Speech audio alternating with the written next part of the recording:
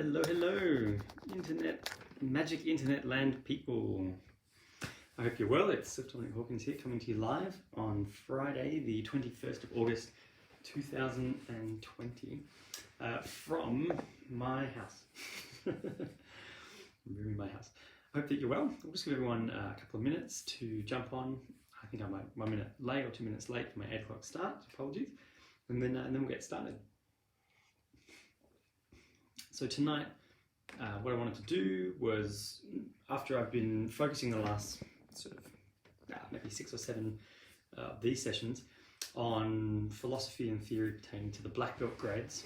So that meaning not specifically things that are only for the black belts. It's just that at that level, the black belt students, there's particular concepts of philosophy that they're expected to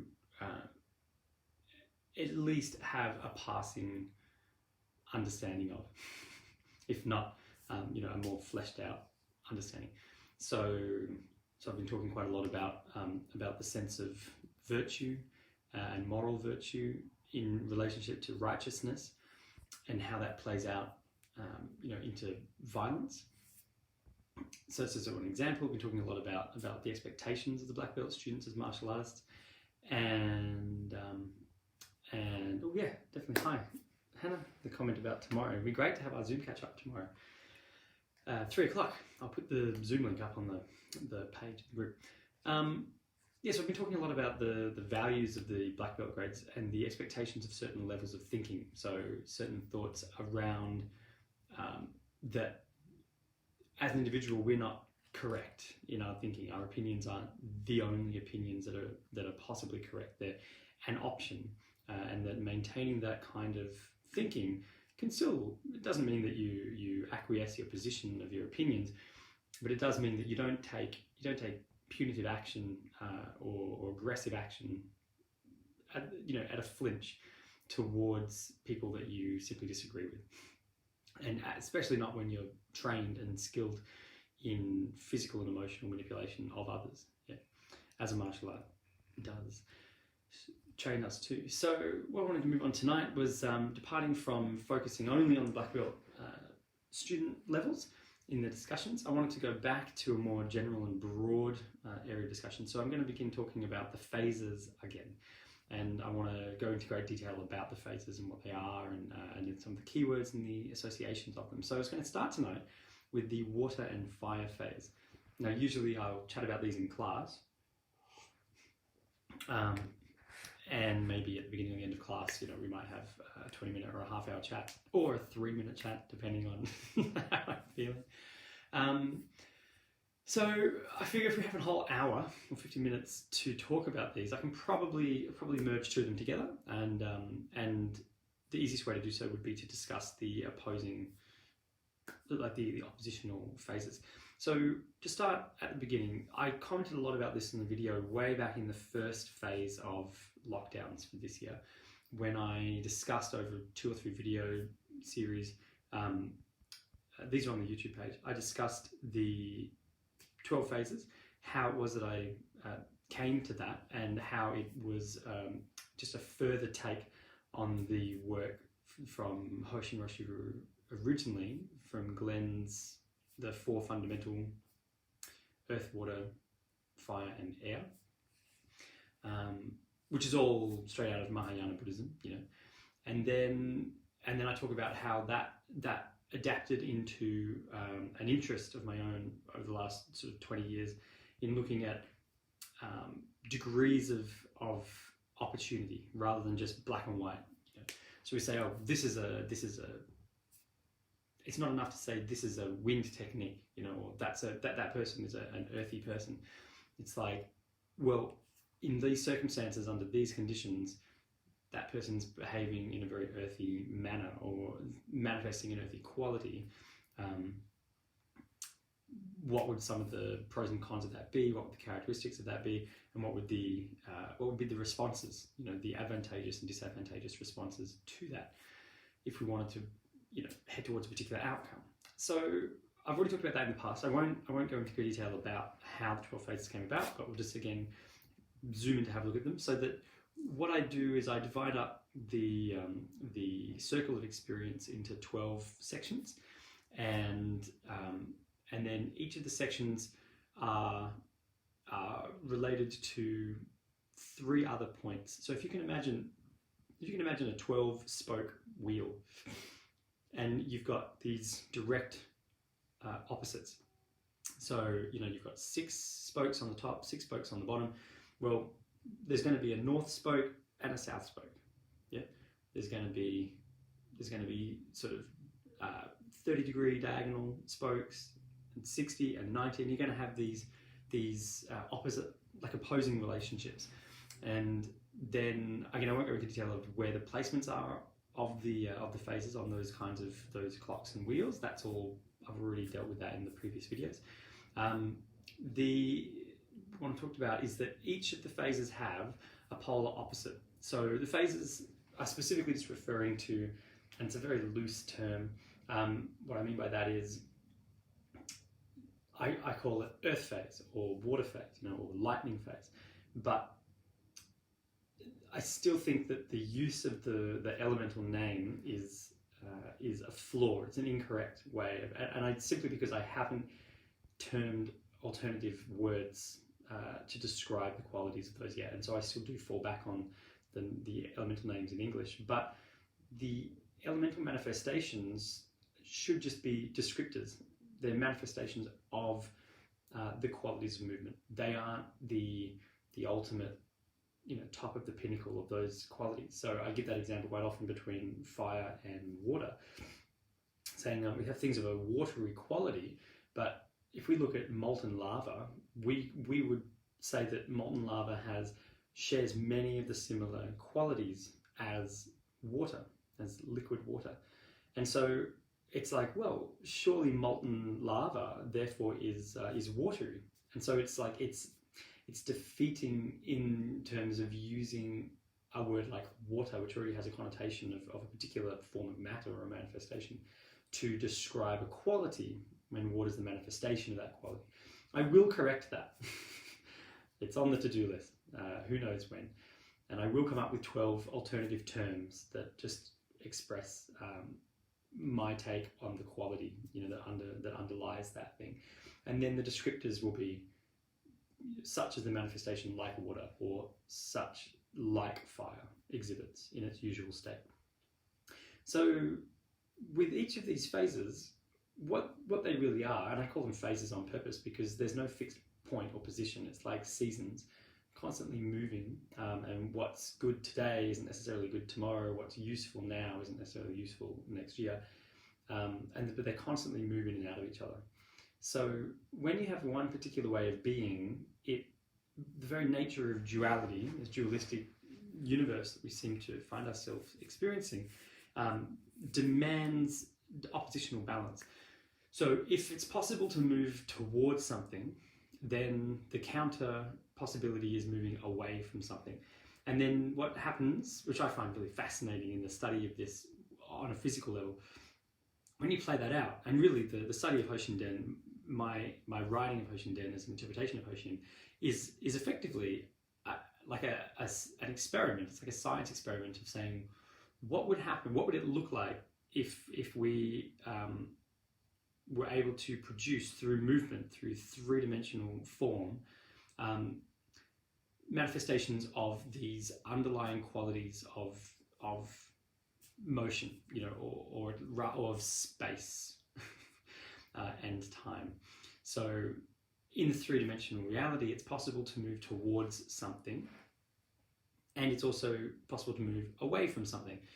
One automatically arises with the other. It's not possible to move towards something without moving away from something else, and that's just a trap both of dualistic language, which all our languages are, and the trap of the physics of motion, and distance in relationship to objects. So it's like, if fire is moving towards something, then it is, by the nature of moving towards something, it is retreating from something else.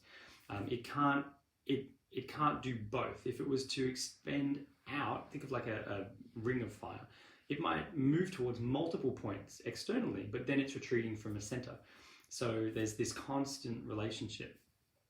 And those relationships I would coin through the phases as the fire and water oppositions, yeah? Saying that when fire moves towards something in a diagonal, in a 45-degree movement, and I'll get into this in a second, then it's moving at a 45-degree relationship away from something else, which is the water component. And the two of them are really, it's fun to realize that in the middle of some fire technique, your manifestation and projection of like a particular fiery quality towards your partner or the Tori, that's the manifestation of the fire quality is only in relationship to them. If you were to look behind you and there was another individual behind you and you're moving away from them in a particular way that looks very watery to their, from their attack, you're simultaneously experiencing both of these qualities. And so it's more about intention and of direction, that is the manifestation of that. So peeling back, I'll start off by talking about fire, and then I'll talk about water later on, and then I'll put the two of them together into a discussion about their interrelationships. So fire phase, this is all my determination, fire has a quality of moving around objects and in 45-degree angles. It doesn't have to be 45, but it's diagonally motioned angles. It lacks the substance to hit something head on. It's ethereal. It's not a rock. It can't bash an individual. If you could get a quanta of fire, it doesn't repeatedly hammer against something of substance, like a wall. It's the constant movement of new flame and the attacking and the disintegration, the oxidation of that wall around the outside that slowly crumbles the wall. And so you see that it's beautiful to watch a campfire or a fireplace, the way that the fire burns. They burn from the outside in, things are consumed from the outer layer.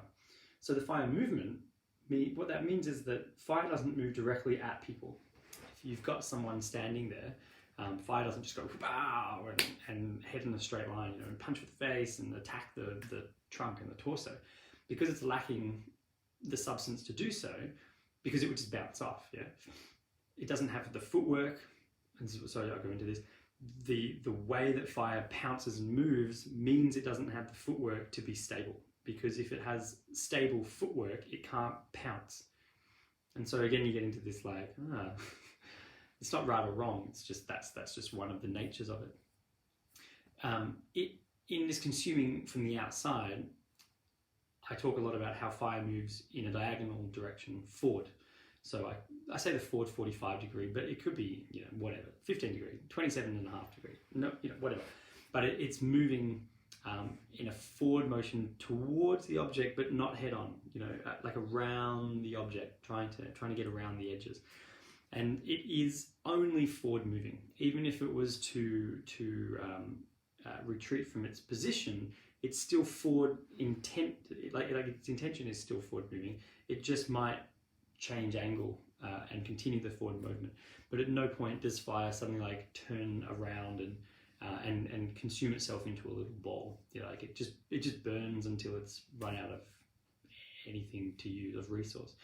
So if you look at that in a martial art context, that might be when it's in some of our techniques, if people are punching straight down the line and fire is doing lots of this shearing, parrying around and 45-degree around the objects and the relationships, with the goal of arriving to the outside of the attacker, to the outside of the individual, so that it parries and shears and moves and ends up, my left shoulder to their right shoulder, if that makes sense, or this and vice versa, so that we're kind of slightly off from each other. And then it takes control. So then it certainly attacks the body, like it's an aggressive manifestation of physical form, fire phase, but it does so by getting around the center line. It doesn't stand on the line and go, wow, it's not an earthy manifestation. When it is dealing with the tit for tat, it could be parrying but moving forward in the parrying, or high roof blocking but still moving forward. If it started to parry and retreat, or like parry, block and shear and retreat in back 45s, well then I would say that what the defender is now manifesting is a watery quality. And so then they move in and out of the water and fire phases. Very easy to do, It's like you might gain ground and then retreat one, and then gain and then retreat. And so it's not like you say, okay, this is a fire technique, so this is the only way I can be, or I'm a fiery person, this is my only option. It's not like that at all. All interactions are dynamic, so this constantly moving ocean between two shores.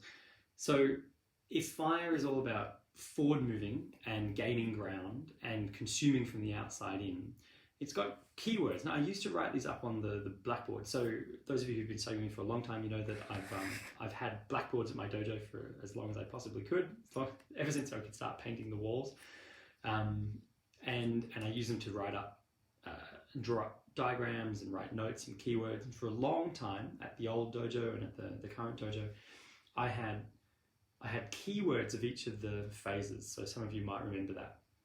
I'd have like fire phase, and then I'd list a whole bunch of keywords, and then water phase, lightning phase, earth phase, wind phase. And the keywords were designed to just be prompts to kind of remind us of the taste or the feeling. Because this is all about states of mind, It's a stance. It's one of my Bushinkan jokes there. So if I'm talking about the keywords for fire, some of the words that I used to write up on the board, and again, the purpose of these words were to help re-evoke the feeling of that quality. So if you were struggling in your training and you've been having a long week at work or whatever, and you come in and we're doing fire movement and you're like, gah. You just feel like a mountain. These words were just keywords that would help get our mind into the place of remembering, oh, that's right, this is about energy, this is about engulfing, this is about moving, mental stance, totally. This is about consuming, these kinds of terms. So engulfing, consuming, destroying, burning, I'd say corrupting, all these really like oxidizing, brazing, these terms that are quite like, ouch, they're kind of harsh. And the imagery and the manifestation of the imagery in our minds, that's really just us evoking those waves of feelings again, because all the qualities have particular emotions associated to them. So an engulfing emotion feels very different to a sad emotion. Like those are completely different experiences, and we feel that differently in our body, physically and emotionally and mentally.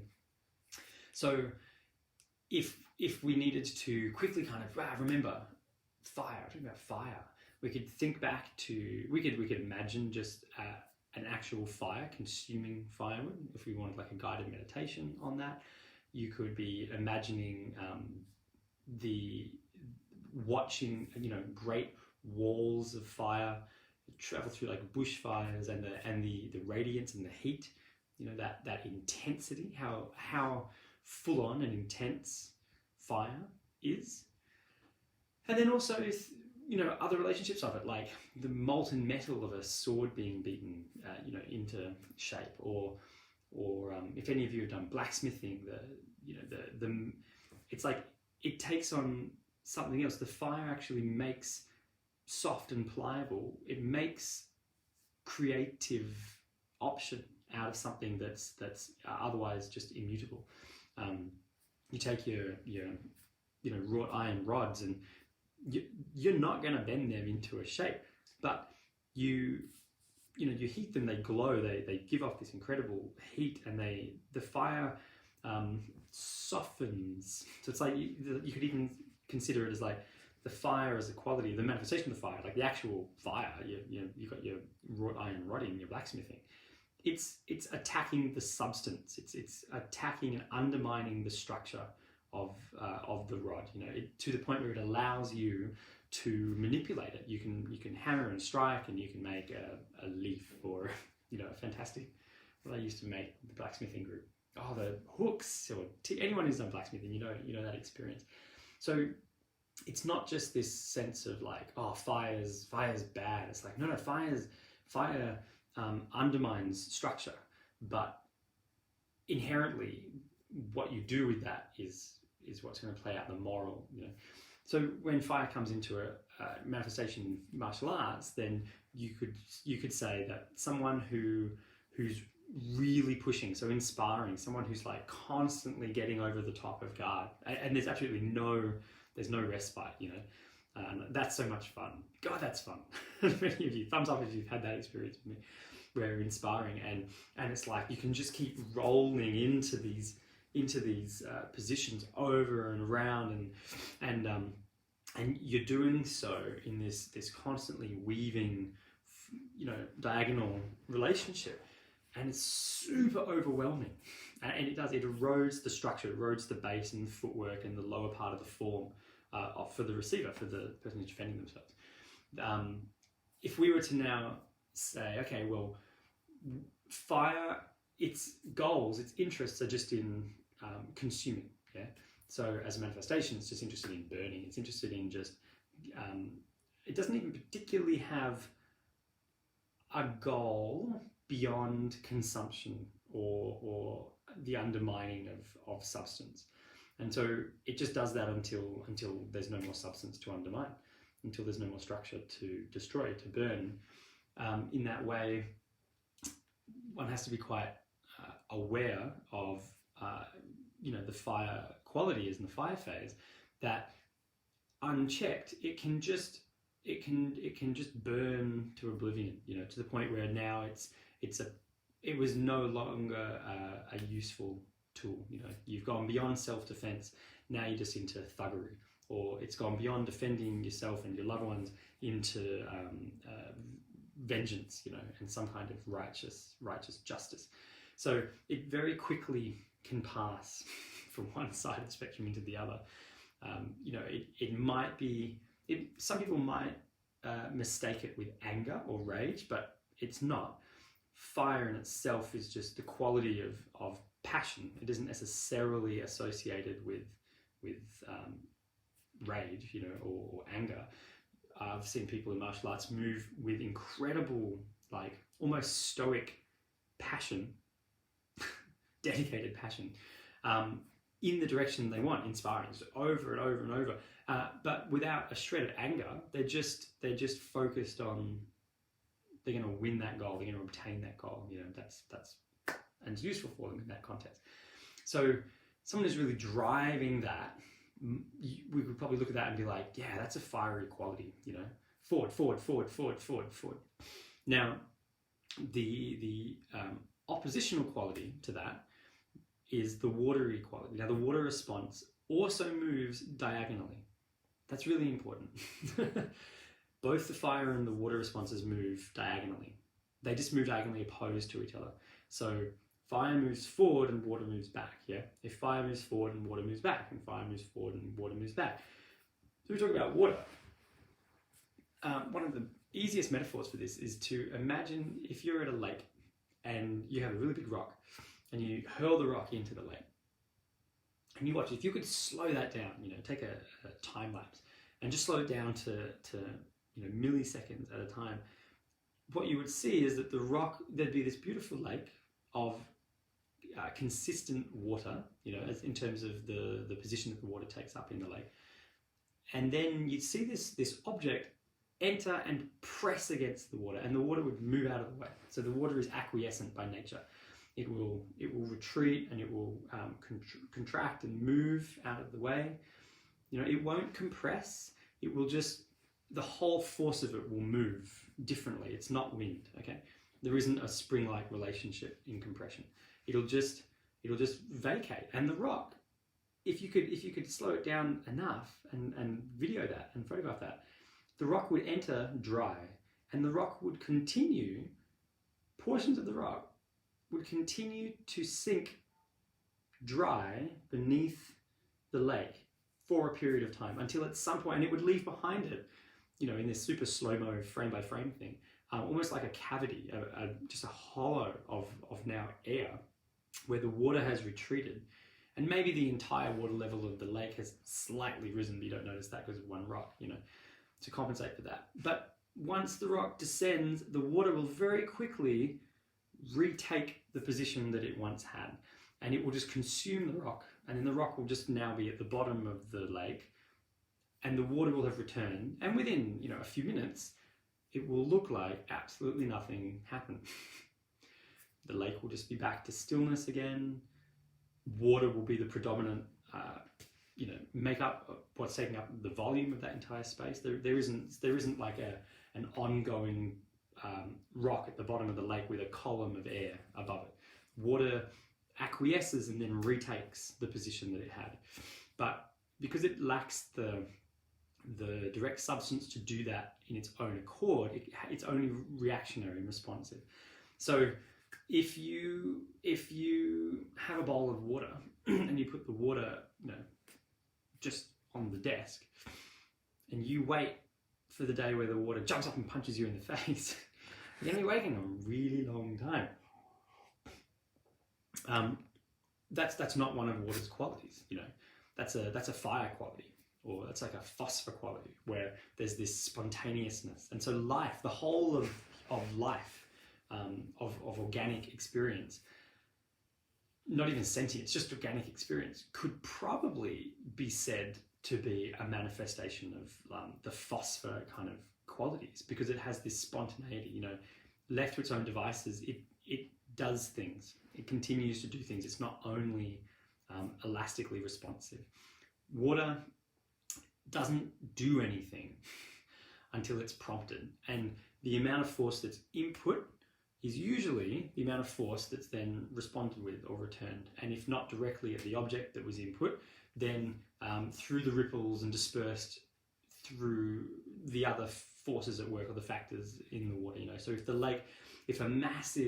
it's not just a little rock. Now, if we're talking about, let's say we've got a big lake and someone comes and there's a huge, a massive concrete pole that's 10 times higher than the depth of the lake, and it's dropped in the lake.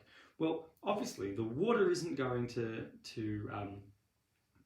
retake the position that has now been taken by the concrete. All of that force is going to enter into the water, the push of the movement, and it's going to be exerted elsewhere. But the water itself isn't going to be compressed. The water's just going to raise, or like the level's going to rise, or it's going to push out into other areas, or maybe you'll add pressure so that it seeps slightly further into sandbanks, or whatever. So the thing to take away for water is that it's reactionary and responsive. Fire tends to be self-moving and combustible, so it's like spontaneous in that. Not as spontaneous as fossil, but it's spontaneous in that sense. It still needs to be started by something. So fire doesn't tend to just, it doesn't just suddenly oxidize itself. That's a different quality. That's where the phosphor phase comes into play. It's still put into motion, but then it's like once it starts, it just goes. Water, you have to be constantly poking it, prodding it, in order to be having this relationship. If we were to give some keywords to water, some keywords I used to give, and this is evoke the qualities of water. I used to write up on the boards things like, again, engulfing, so it's an interesting one between both of them. Consuming, again, quiet, painful, massive, suffocating, reactionary, pounding, slippery, heavy, dense. And so it's got this idea that's like, water does carry a substance to itself, something that fire doesn't have. Fire has etherealism and water is substantial. So water does have the substance to be able to attack head on. You know, it would have the substance to be able to destroy the concrete column that was in my example just before with the lake. The problem is that water's ability to utilize its density is directly in relationship to the input force. So, and I know I'm fully aware that I'm going all out with the terminology, and the purpose of these videos isn't to walk everyone through this, it's to provide dialogue about this to my existing students. So just go along with it.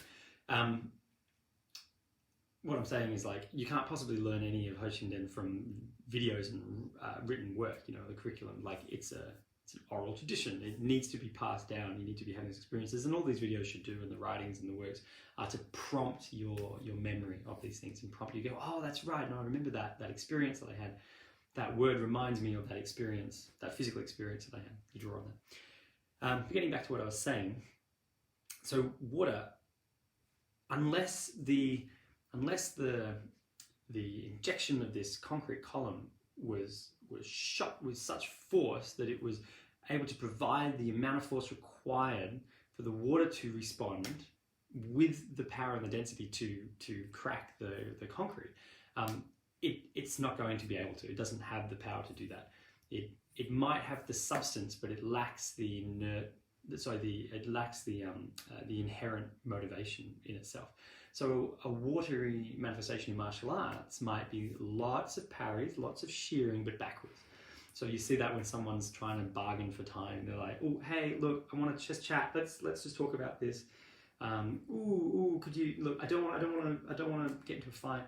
And they're slowly being moved backwards, maybe towards like a wall. You know, someone comes up and they're aggressing in this really forward-moving way, and the other person's like, "Hey," and slowly the two of them are heading into a corner of a room, or you know, backed up against a wall or against a car or something. So that's where water is playing out. Like the individual, the defender, you know, in that scenario, is acquiescing again and again and again and again and again. Now, the zigzagging effect that water acquiescence does, as opposed to just the straight back effect, which is that's a wind relationship. The zigzagging effect of water allows water to constantly have options of where to exert the force that was input, if that makes sense. Because if the wall is behind here, you know, and there's this forward push, and the water slips out to the side, it has the opportunity of continuing to the side. And then if it slips diagonally again and zigzags, it has the opportunity of traveling in that direction. The zigzagging relationship also means that it can buy itself incredible time to make movement or to provide its response, as opposed to wind. So the wind is like a spring, you know, it contracts and expands, and so it would just move south when someone moves north, and it just compresses up against the wall. So it very, very quickly just ends up at the wall like that, you know. Someone goes, hey, and then they're up against the wall. Water zigzagging is like, maybe it takes 5 or 10 times the amount of time and distance for the same situation to play out, where the defender is now up against the wall. But at each of those junctions, they have the opportunity of angle changing. And so water can be, in terms of a defensive strategy, water can be a really intelligent way of buying time without sacrificing opportunities and positions, you know. Whereas wind is not a way of buying time, because something can't move backwards against its usual habitual direction of movement faster than something can move forward. So someone can run at me a lot faster than I can run backwards, you know. It's just how that's gonna work. The whole body's designed to move, to head forward, you know, it's not designed to run backwards.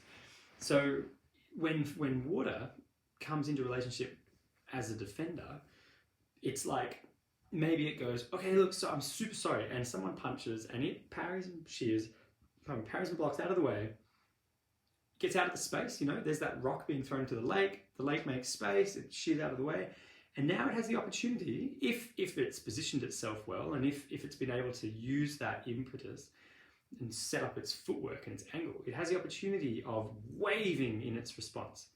So it can shear to the side, bang, and then return that same crushing blow that would have been the input force from the front punch, from that north punch. It might not be able to do that on the first movement though, It might be that there's like a few rocks that are all thrown in together, and that then they culminate after 2 or 3 movements with the preparedness of the individual to then respond. And a really interesting concept that comes up when we look at water and fire, and this happens with all of the oppositions, at the exact moment that water has changed from its acquiescence, retracting part of its experience into its returning attack. It's like the big tidal wave. I don't know if you guys have ever seen, if you've ever been in like cyclones or tidal waves or hurricanes, offshore. You get the swell that pulls up on the ocean right out at where the set breaks, draws the water from the shore. So the water, the tide in the shore goes way out, super eerie. It's like all this water that was usually there up to the sandbar just gets sucked out, and you're like, oh, that's really odd. And it's being drawn up into this dense readiness, and then you get this tidal wave smash, where you get this like lifting and this dropping because it's so heavy. It's got this density to it. So the way that water defends itself in a martial art context, or the way it plays out, is that it moves and shears itself into a really good position, and then it responds. At the moment that it responds, it takes on a really fiery quality, which is really interesting to compare the two. It lifts up and then it moves forward diagonally again. Like it angle changes back in the direction that it was heading, and whatever it was that caused the acquiescence of the water, eventually it comes back and consumes it. And it's not a bad general life strategy. It's not applicable in all circumstances, but to be able to acquiesce to immediate threats and buy yourself time to prepare or consider, and then respond and retake the position, ReControl the place that was taken, maybe a day later or a month or a year later or whatever. It's just arbitrary timelines. It's not a bad idea. It kind of works in the underhandedness of how our human interactions tend to go in terms of conflict. 10 years after something has happened, most people have forgotten, and so they forgot that they threw the rock in the water. Don't even notice when the water has retaken the position that it had. So when we have fire and water and they move together, what usually happens is when someone moves in really fiery, it evokes a watery response from the defender. And you see that all the time. Someone gets into sparring, they step in and they go through strikes, and immediately the defender start moving, retracting diagonally. And so it sets up this relationship, bam, straight away. If it maintains that relationship forever, then the two just negate each other. So as much as fire moves like forward 45 degrees or forward diagonally, if water moves back diagonally, the two never meet. Like they're constantly, every chess piece that's played is responded by an equal and opposite chess piece. And so the two just doing this constant dance until either the watery person ends up in the corner of a wall, or someone changes the dynamic. So something alters, the watery person suddenly takes a stand, or the fiery person suddenly pulls back and changes the dynamic of their mind state.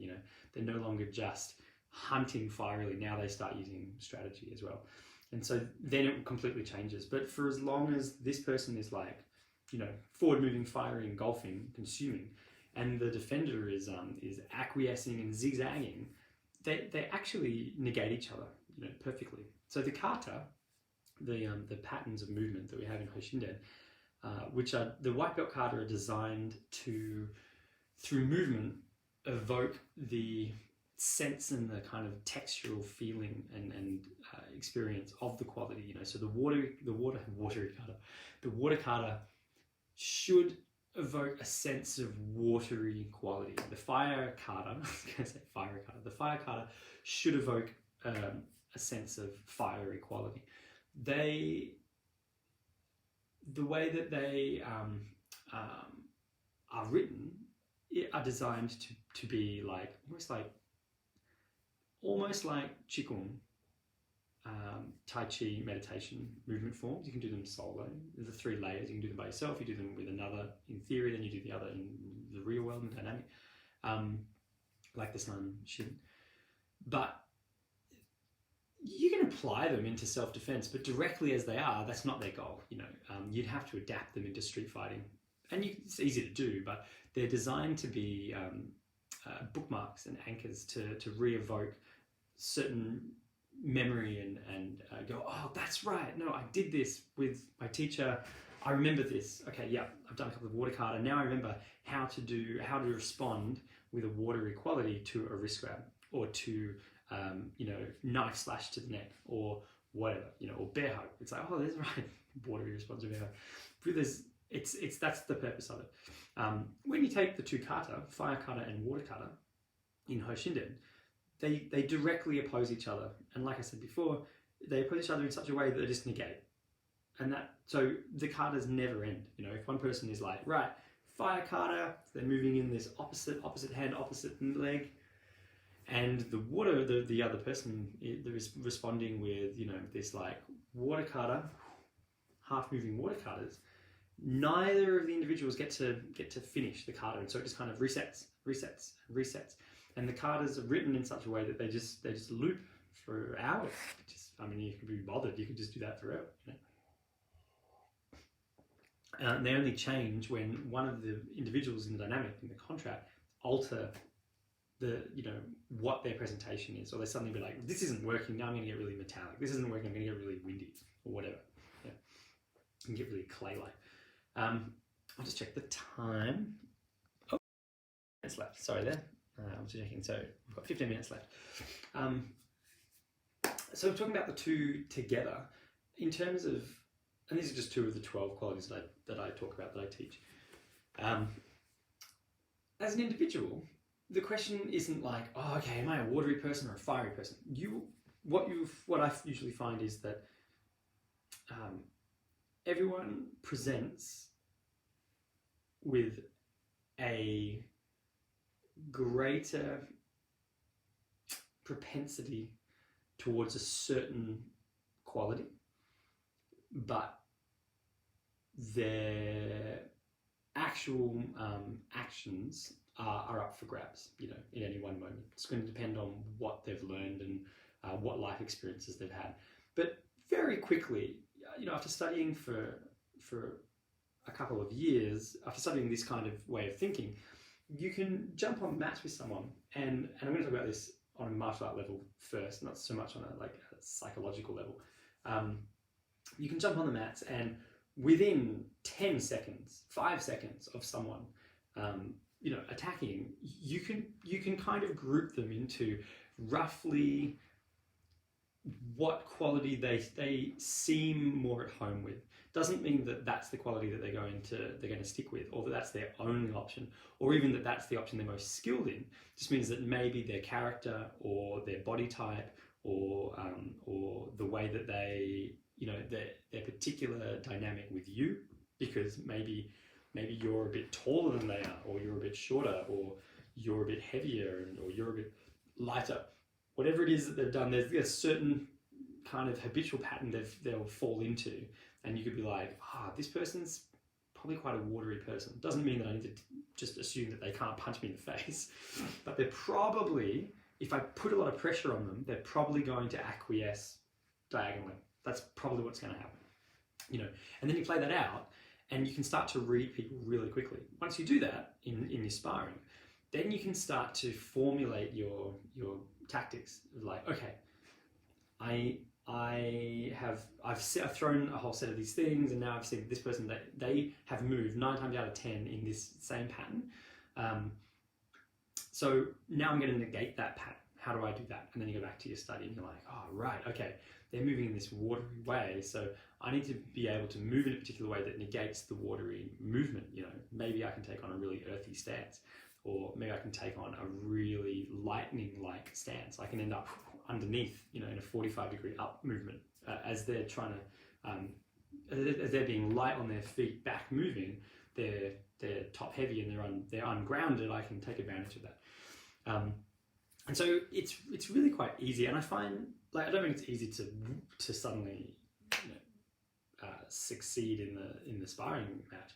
I just mean it's quite easy to be able to look at people and see where they usually hang out in terms of their qualitative experience. If you've got, no, what, actually I'll jump to another example of that. If you're someone who finds that you are generally the person who acquiesces, and you tend to acquiesce in this you know, zigzaggy movement, and I can really relate to this. You tend to avoid conflict, and you move back in you know, these 45-degree motions. Being like, someone comes and goes, what about? And you go, hey, well, look, have you considered? Do you know? Have you thought about? What about we try? And you're constantly trying to shear and divert, you know, so that you can remake your entry. It's worth just trying for a bit of fun to see what happens. What would happen if you just headed straight in? So one of the ways that fire, remembering that fire really, like, consuming around fire, not an attack that's direct head on, but like a really side consuming, you know, attack.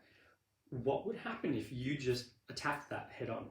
What would happen if you were just really metallic to that? What would happen if you just were super, like if you were super earthy, you're going to slowly get burnt away from the outside in.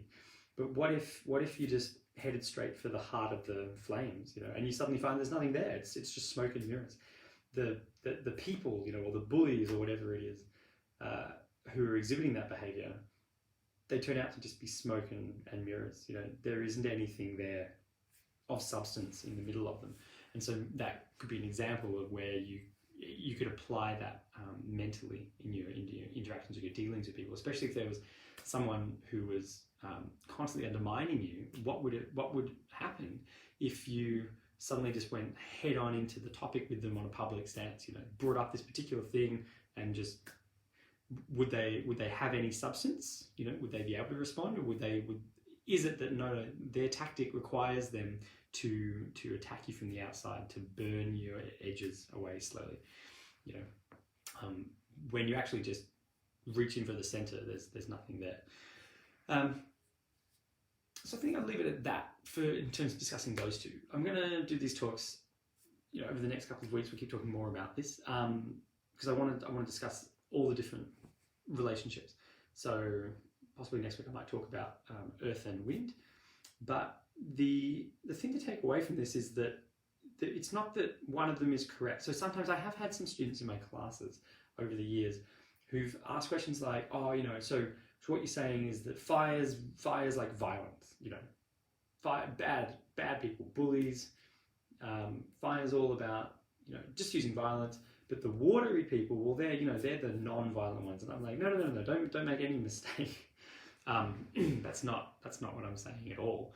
It's circumstantial. You know, there might be some circumstance where the best option, the most intelligent tactic, the most intelligent way of responding that leads towards your overarching goal, like your transcendental strategy, trans-event strategy, is to respond in a watery way.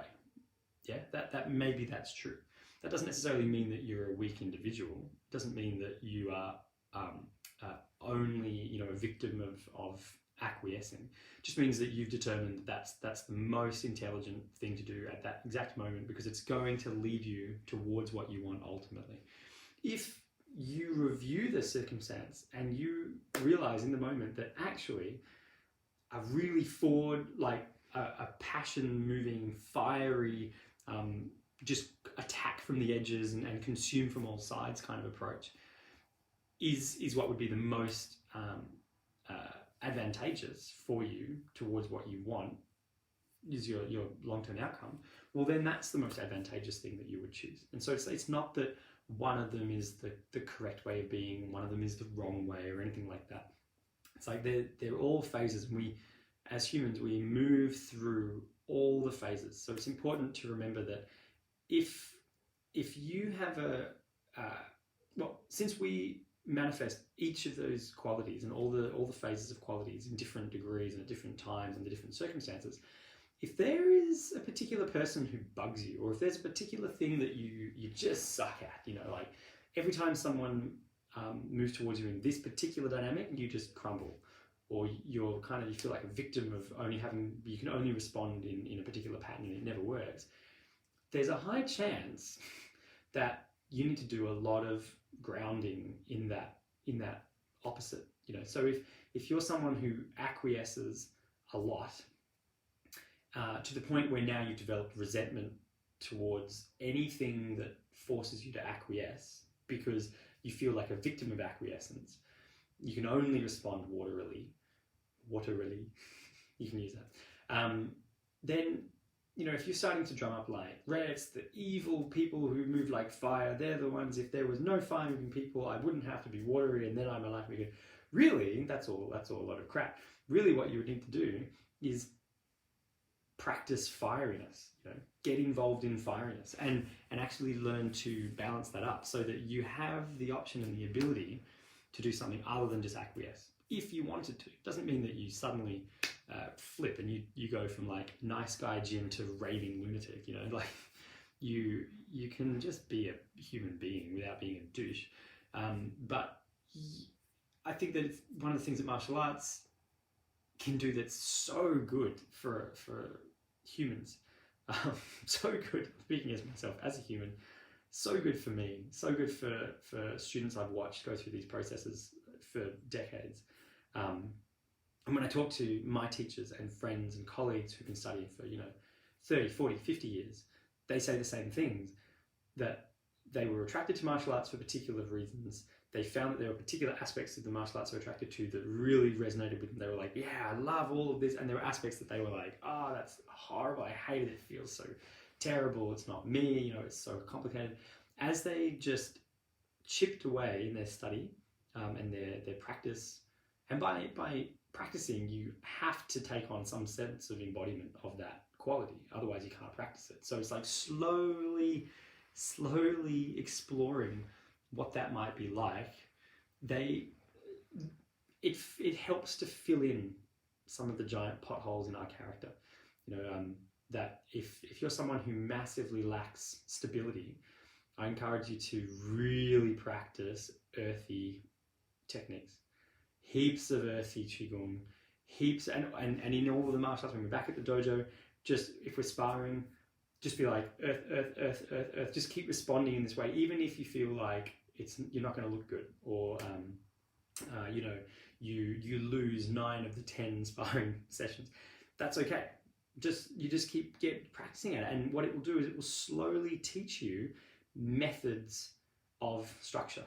And then, lo and behold, you find that, you know, 5, 10, 15 years, 20 years later, it's easier for you to respond in that way than it was. And it's now like another tool. Now you've got a few different screwdrivers in your toolbox. You don't just have one. You know, imagine if you only had a flathead screwdriver and that was your tool, and everyone's like, all right, out you go into the world, and you're like, it just doesn't, there's some stuff it works really well, and then there's all this stuff that just doesn't work very well with. Yeah, it's kind of like that. You want to build the toolbox. Although obviously in my imaginary hypothetical world, there's only 12 tools as opposed to like 100 billion. So we'll leave it there. I hope that was enjoyable. next week I'll probably talk about Earth and Wind and go into their relationships, discuss them individually and then together, and again give the keywords and kind of draw up parallels and describe how they might play out in a martial arts setting. So until then, I hope you have a good weekend. If you are a member of the Facebook group, the private adult student study group, or the adults Facebook Messenger group at the moment, 3 o'clock tomorrow, Saturday the 22nd, we've got our Zoom social party. So we're having a social gathering. So make sure I'll put up the link to Zoom on the Facebook page tomorrow, just before that. So jump on and have a look. And if you're around, join us. You know, we're just going to get together and chat. It's been a couple of months since we've all seen each other now. I hope that you're well. If I see you tomorrow, I see you. If not, have a good weekend, and I will see you next Wednesday for the meditation and Qigong.